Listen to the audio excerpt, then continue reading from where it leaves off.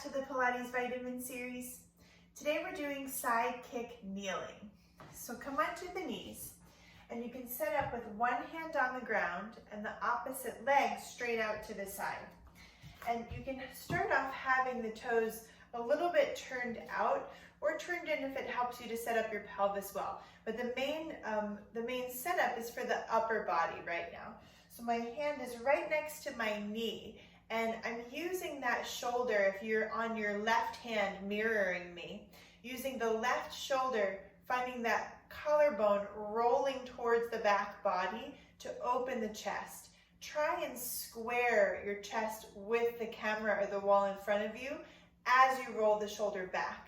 And see if you can put weight into all 5 knuckles on the floor with the hand spread wide.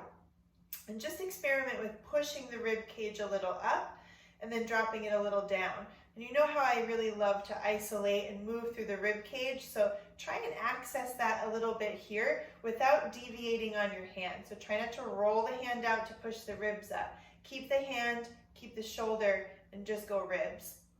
One more time, breathe. And then stretch the arm overhead and let your eyes level out so that your neck and head are in line with the whole rest of the body.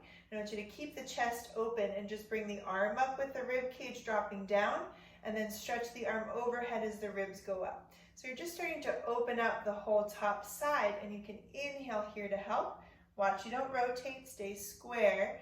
Exhale to come down.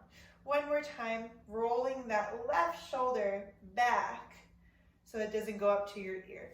Now come on down from there for a moment and just give the upper body a reset. You'll feel a different side to side, but just enjoy that for a moment. And then let's reset back up for a little work in that position. A little more work in that position. So hands all 5 knuckles, shoulder blade rolled open, chest open. The top hand I like behind the head to give it a little bit of support. And you just shift a little bit of weight so you can exhale, lift the top leg up and back down. Think about stretching through the crown of your head at the same time as you stretch through your toes so that you're lengthening your spine to go up with that leg. The bottom leg can be in any position that's comfortable for your hip to be ignored so that you can work through the top side a little bit more. So everything from the neck to the rib cage on that side to the top glute and leg and even foot should be sort of engaged as you lift the leg up. You'll exhale, come up for 2 more. Big breath to come up and stay.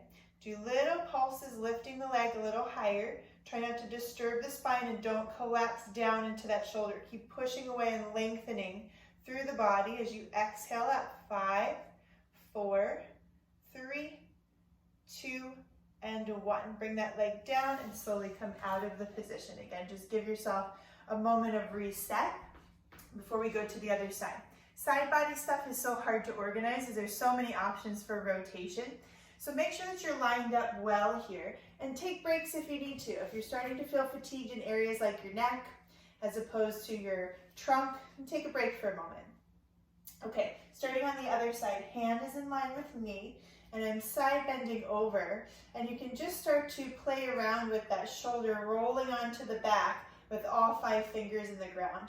And you're going to push the ribs a little up and then drop the ribs a little down. And feel how this side is a little different from the other side.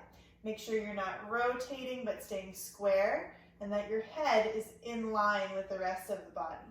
We'll do one more time, stay up with the body, up with the rib cage and reach the arm overhead and really open up through that whole top side. Take an inhale, exhale as you come back down with the ribs. Inhale as you stretch overhead, not rotating, be mindful to stay square and coming back down.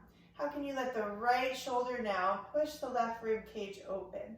So there's a dynamic from side to side, lengthening your neck and your leg in opposition to that.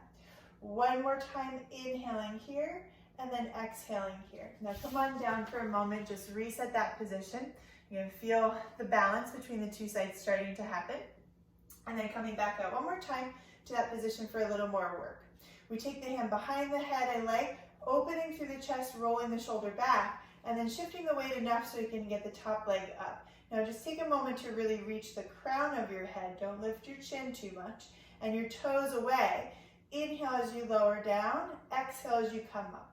And keep using the bottom shoulder actively to push the top rib cage open so your head stays in line. It's just like you're standing when you get that top leg up. And if the bottom leg is bugging you, try and find a position that's comfortable so you can ignore it. Take a breath as we do 2 more. Lengthen to come up. Exhale, last one. You hold that position and do little pulses, lifting the leg up. Little lift up. Keep lengthening from the neck. The upper body is still active even though its place is stable. It's not doing anything, but it's still lengthening.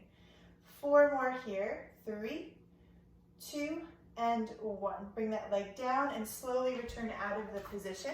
If your knees bug you a little there, feel free to double up a mat or put something underneath it and just reset and roll the body out and feel what that feels like. Say thanks so much, guys. See you again tomorrow.